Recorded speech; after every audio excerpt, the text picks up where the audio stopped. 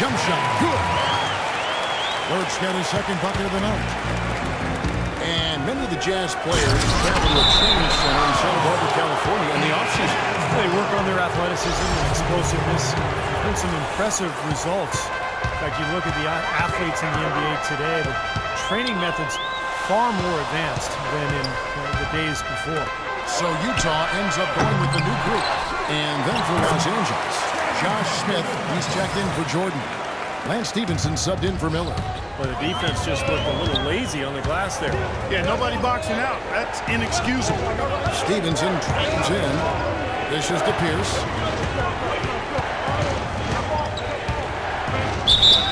So the whistle blows on the shot and 2 free throws for the contact right there. Paul Pierce, a 16-year veteran, and last season was first not in a Celtics uniform. It took some getting used to, both for him and for us. Well, you just had to love the reception for Pierce and KG in their first game back in Boston. No surprise there. The fans there, some of the best in the league, and they showered those guys with tremendous love, cheers, and appreciation. Well deserved for what they've contributed as Celtics and certainly as NBA. Exum's shot is off. Not the best shot. Long range and with a defender right in his space. And defensively, that's the kind of work he's known for. I mean, he loves to lock you up. And he breaks out the tomahawk.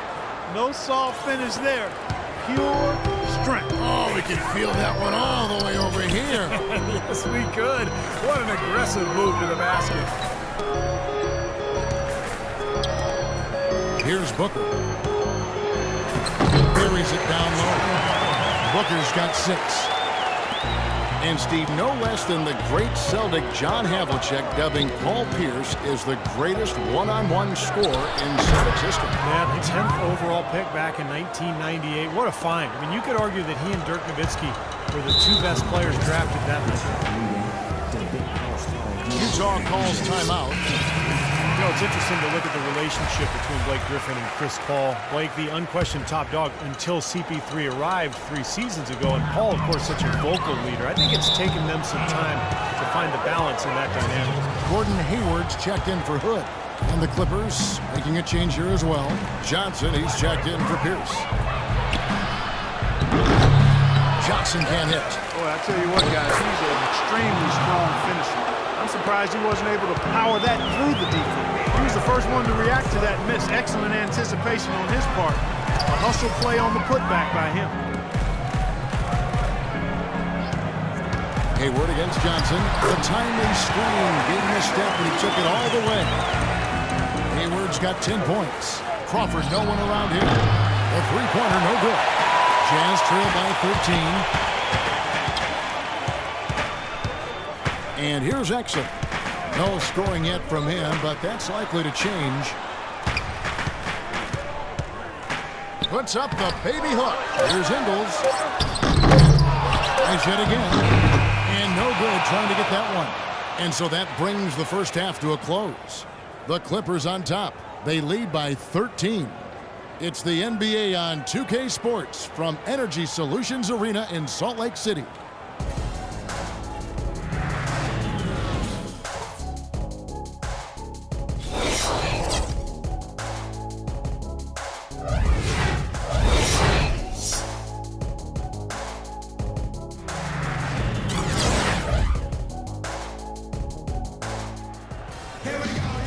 As we begin the second half, first half wasn't even close, guys, and we'll see if there is a comeback on our hands or more of the same as we get the third quarter started. It's been one outstanding game from Jay. Well, threes have been falling for him at a ridiculous rate. The first half was just amazing. And when that's the case here in the second, I think he's just got to keep spraying and splashing.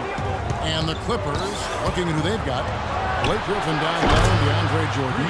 Chris Paul is out there with Miller. And it's Pierce in at the small forward. Burke kicks to Gobert. Pierce against Hayward. Second chance effort. And so he earns a trip to the line. Officials saw the contact and he'll shoot 2.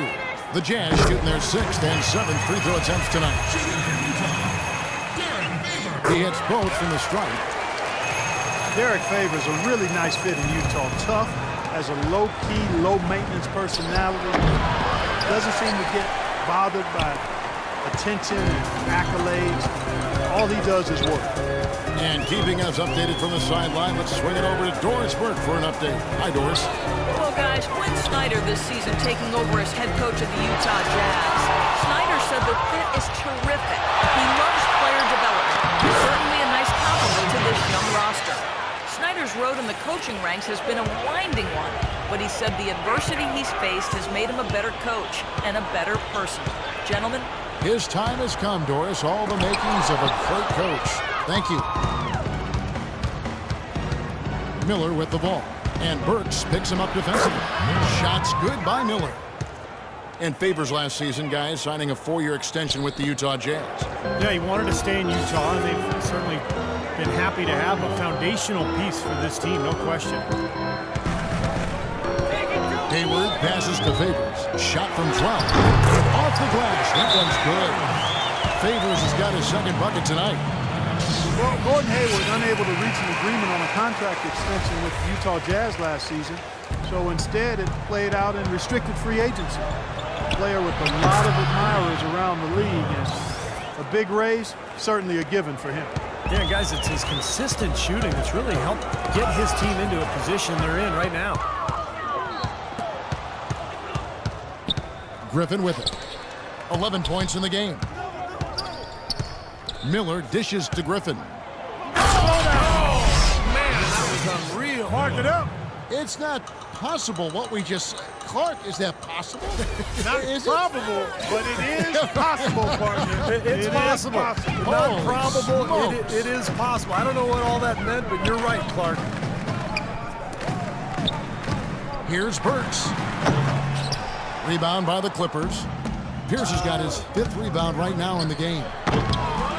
And for Hayward in a contract year, upping his rebounding and his passing rates, but his shooting numbers did take a dip. I think that's the key for Hayward's future, Kevin. He's got to be very consistent from the perimeter to become an all-star. He's already such a terrific all-around player. But if he can be really solid from the perimeter and consistent, look out. Guys, he's actually indefatigable. He never gives in, never gives up on a play, and that's what it takes to be a great offensive rebounder. He's got to be relentless. Part of this interior collapse we've seen defensively is the reason they've struggled, and they're trailing by so much. Well, you know, Chris Paul has such an intelligence for the game. High IQ, and he's extremely competitive. He looks for every advantage he can get, whether it's 2-for-1s or looking to sell a call to the officials. He always appears to be driven to find that edge. Burks with it. He's against Miller. It's going to be 2 free throws. Drew contact on the shot. And there was a study using the new motion tracking camera, Steve, that I know that you're interested in, to look at every action on the court. Every action. And it determined that the league's most impactful player, none other than Chris Paul. Well, did we really need the cameras to figure that out? Exactly. I think we've all been able to tell that Chris Paul has been one of the most efficient players in the NBA for years. He's always at the controls for his team. So poised, an incredible decision maker, and just figures out whatever needs to be done to win the game. You know, if you were only looking at the way he's played, I think his team would be ahead. And the shooting percentage continues to climb. Guys, here in the second half, they're on fire. Steve, I like the collective focus since halftime. Good team basketball resulting in high-quality shots. There's the pick. Hayward kicks to Burke. And again, it's Utah. Risky shot there. Size-wise, I mean, he easily comes out on the short end of the stick, so to speak. With the nice high release, he had no problem getting it off and knocking it down. Good. That's now 26 points for Jay. And the threes continue to go down at that end with almost nothing happening from deep at the other. But the way to turn that around is defensively, by stopping their outside shot, not by getting into a shootout. A different look for Utah. Trevor Booker comes in for Gobert. And Jeremy Evans subbed in for Derek Favors. And the Clippers making a change here as well. Crawford's checked in. Let's catch up with Doris from the sideline. Hey, Kevin, I was able to listen in on what Quinn Snyder was going over with his team. He told the huddle they need to go hard to the hoop whenever possible to either draw fouls or get high percentage looks right at the 10. The other Another thing he stressed was the need to be disciplined on offense. He asked for good ball movement and good shot selection. Clearly, some adjustments there had to be made because the time left for a comeback is quickly running out. Kevin, over to you. Thanks a lot, Doris. Burke kicks to Evans. Passes to Hayward. Yes, and a nice assist from Evans. Hayward's got 12. What an impossible shot to block in the post. The defender, giving up so much size, there's no way he's going to get a hand on it. The shot's good from Griffin. Got a lot of momentum going with his own game. It's been great today, and just as hot as he was last time out. The Clippers started out as a good team last year, but they never seemed to be content with what they had. They added vet after vet as the season progressed and really made some nice additions. That one goes. Count. 13 points in the game. 1:46 left in the third. Utah with the rebound. Booker's got 4 rebounds now tonight. Evans passes to Burke. Back to Evans. Feeds to Hayward. And he gets it to go. Hayward's got 14 points for the game. I'll tell you what, the defenders didn't even get a sniff of him on that move today. And it's Miller with the jam. That's not as easy as he made it look, guys. You've got to have some skills to pull that baby off. Well, he's got plenty of those skills necessary, partner. Man. Oh, you know it. The guy can climb the ladder, can't he? Got a piece of it and taken away by Paul. And he's going up for the alley-oop. And the slam by Blake Griffin. Well, there you go. One team operating on all cylinders at either end, steals, fast break buckets, and the other team scrambling to find its game. Yeah, they've done a great job causing havoc and then taking advantage in transition offensively. Burke dishes to Hayward.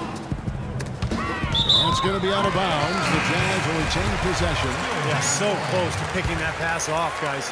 At least he got a hand on it. He did what he needed to do to make sure it didn't hit the target. Wesley Johnson's checked in for Los Angeles. And Stevenson comes in for Miller. There's Crawford with the 3. Booker pulls it in. Booker's got 5 rebounds tonight. It's 9 seconds separating the shot clock and game clock. 3-pointer, Hayward. Yes, and a nice assist from Evans. Hayward's got 17. Los Angeles leading by 21. Here's Paul. And again, the Clippers good for 2. There's 14 seconds left in the third. Exum kicks to Hayward. The dish to Exum. 2 on the clock. Ingles. And that's going to do it. Some good defense down the stretch to end the quarter. Well, we thought the third quarter was over, but it turns out the officials are going to review the play to see if he released the ball before the buzzer. And now that we've gotten a chance to see it in slow motion, I think the ruling has to be that he did not beat the buzzer with that shot. Yeah, I agree, Clark. He wasn't quick enough on his release, it would appear. Looks like the ball was still in his fingertips as the clock went off. And at the end of the third quarter, a huge lead in this one may already have been decided. Clippers ahead, running away with it. It's the NBA on 2K Sports from Energy Solutions Arena in Salt Lake City.